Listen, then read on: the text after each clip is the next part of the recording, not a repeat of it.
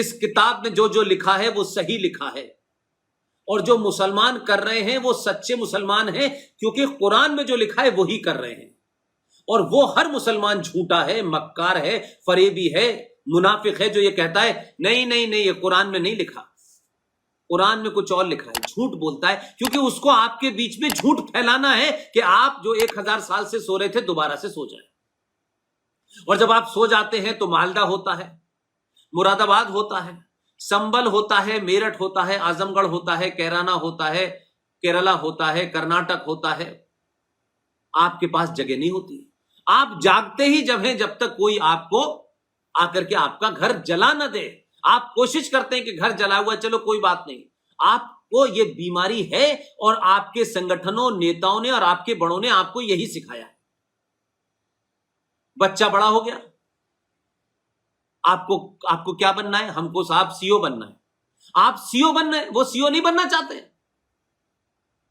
ये देश, ये धरती, ये दुनिया में मानवता जिंदा रहेगी तब आपके सीओ बनने का कोई मतलब है? सीओ बन के आप आसमान में रहेंगे क्या?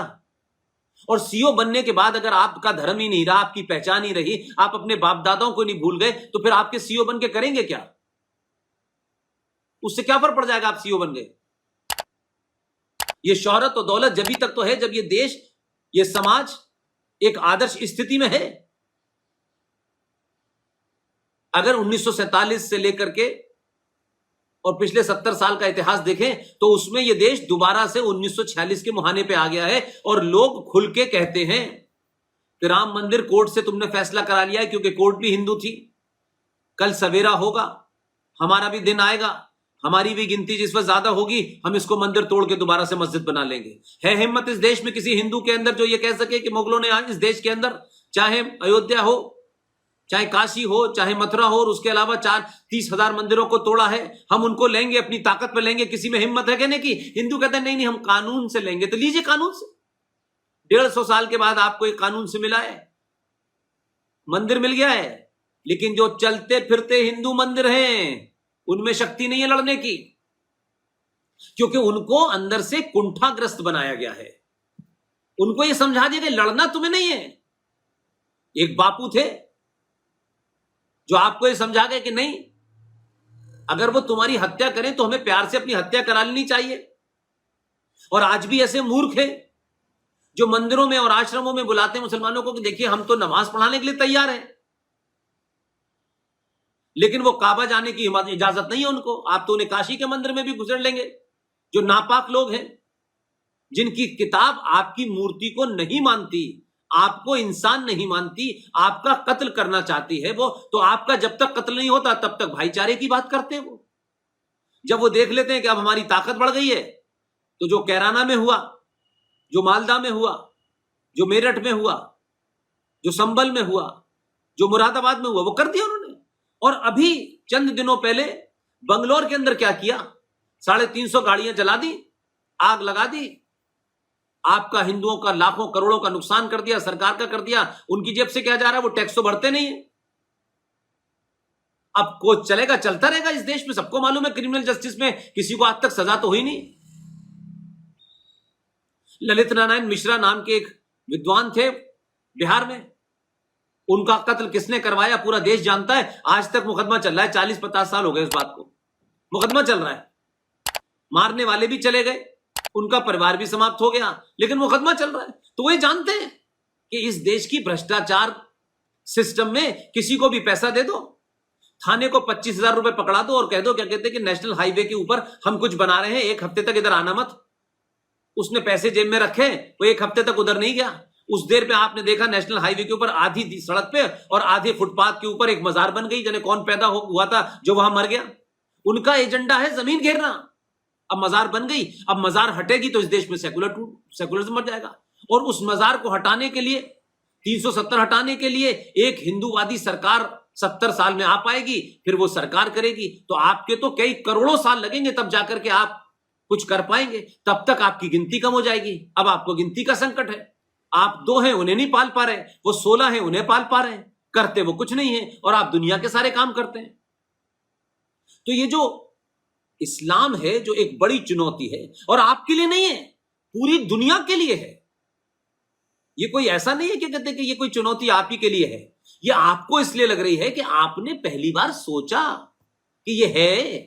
नहीं तो आपके यहां क्या था कि अब तो मुसलमानों के बगैर भारत कैसे चलेगा, अब तो ये चर्चा होगी, ये भाईचारा, ये गंगा जमुना तहजीब। तो इस देश के सनातनी हिंदू ने सही मायनों में, मैं कहता हूं, आज के युवा को मैं गलत नहीं मानता, क्योंकि आज के युवा को जगाने और बताने के लिए बहुत सारे लोग बिना किसी संगठनों की बाधाओं और बंधनों के चलते, बिना किसी दूसरे कारणों से, जो कारण जिन्हें आपको सच बोलने से रोकते हैं, उनके दूर होने की वजह से आज जीडी बख्शी बोलते हैं, लाखों बच्चे सुनते हैं, आरएस सिंह बोलते हैं, लाखों करोड़ों बच्चे लोग सुन रहे हैं, सुशील पंडित बोल रहे हैं, ये बताएं किस पार्टी के हैं, ये किसी पार्टी के नहीं है, किसी संगठन के नहीं है। इसलिए हमारे देश में सच बताया नहीं जा रहा। अकबर महान था, शिवाजी पहाड़ी चूहा बताया जाता है, ये गंगा जमुना तहजीब, ये कहां से शब्द आए। और एक और हम झूठ बोलते हैं और हमें ये कोई रोक के बताता नहीं भाई हम क्या कह रहे हैं, हम कह क्या रहे हैं भाई, इसका मतलब तो समझो। वो एक बड़ा खूबसूरत सा शायर था, अभी हाल में वो मर गया है। मैं ऐसे अल्फाज बोलता नहीं हूं, लेकिन कुछ लोगों के लिए मैं इससे ज्यादा आदर के शब्द नहीं बोल सकता। इंदौर का रहने वाला था। मैंने बड़े बड़े बेवकूफ हिंदुओं को देखा उसकी शायरी पे ताली बजाते हुए। वो आप ही को गाली दे रहा है, आप ताली बजा रहे हैं, क्योंकि हमें एक अच्छे नागरिक के तौर पे, एक सनातनी हिंदू के तौर पे भी हमें कोई अकल ही नहीं है।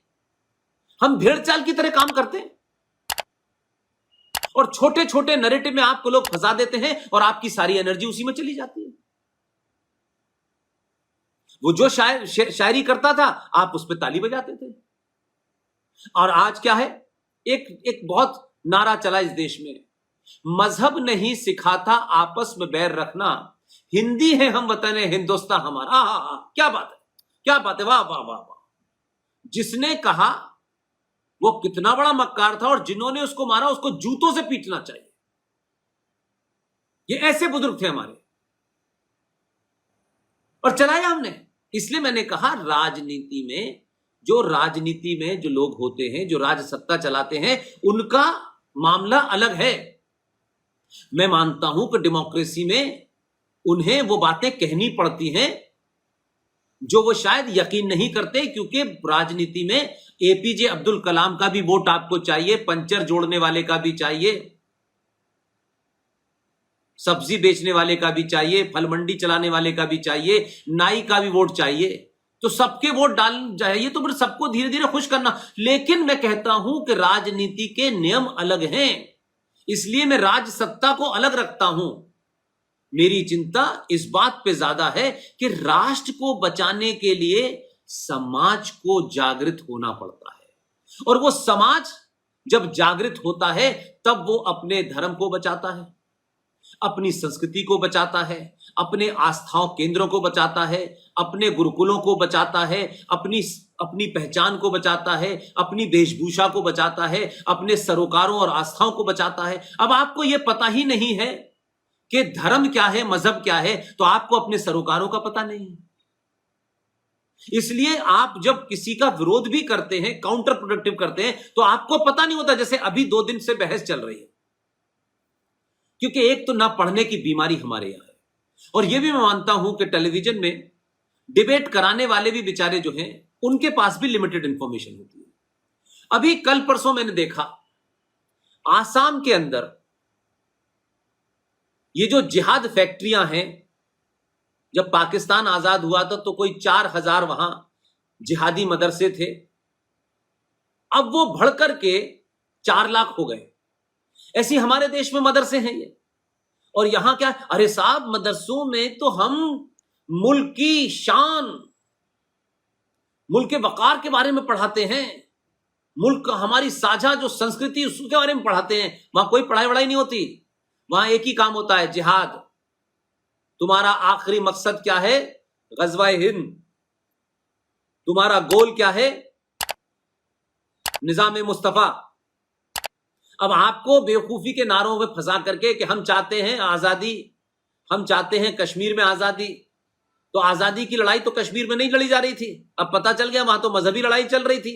इसलिए उन मजहबी उन्मादों ने कैसे आपके संविधान में और हिंदुस्तान के बौने नेताओं को मूर्ख बना करके कैसे धाराएं जोड़ दी। लिहाजा मैं बार बार एक बात कहता हूं कि आप सच को सच तो समझें पहले भाई। आप जब मैदान में उतरते हैं, हॉकी का खेल हो, फुटबॉल का खेल हो, क्रिकेट का खेल हो, तो आप जब आप बैटिंग करने जाते हैं तो आप ये देखते हैं कि ये जो बॉलर है ये 100 किलोमीटर की स्पीड से जब बॉल फेंकेगा तो मेरे पास प्रॉपर गार्ड है, प्रॉपर मेरे लेग गार्ड्स हैं, प्रॉपर मेरे ग्लव्स हैं, प्रॉपर मैंने हेलमेट, ये करके जाते हैं कि नहीं जाते?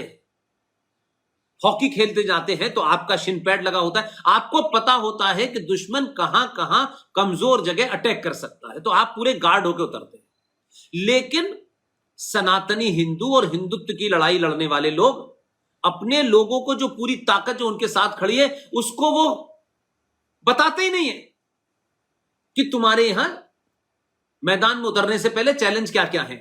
इसलिए वो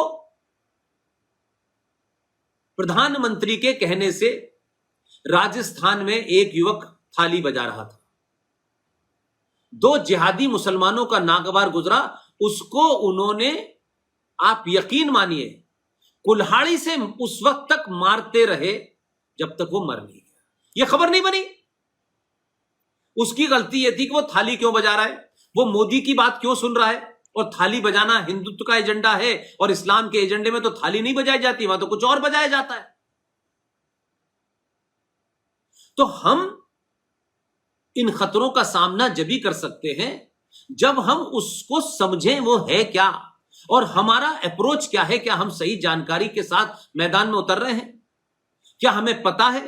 क्योंकि हम तो इसमें खुशी, इस बात में खुश रहते हैं ना कि किसी ने कहा अरे नहीं हम सब भाई भाई, अरे बस आप भाई भाई हो गए तो संभल में भाई भाई नहीं बचा, तो भाईचारे में चारा खत्म हो गया, भाई है वहां पर।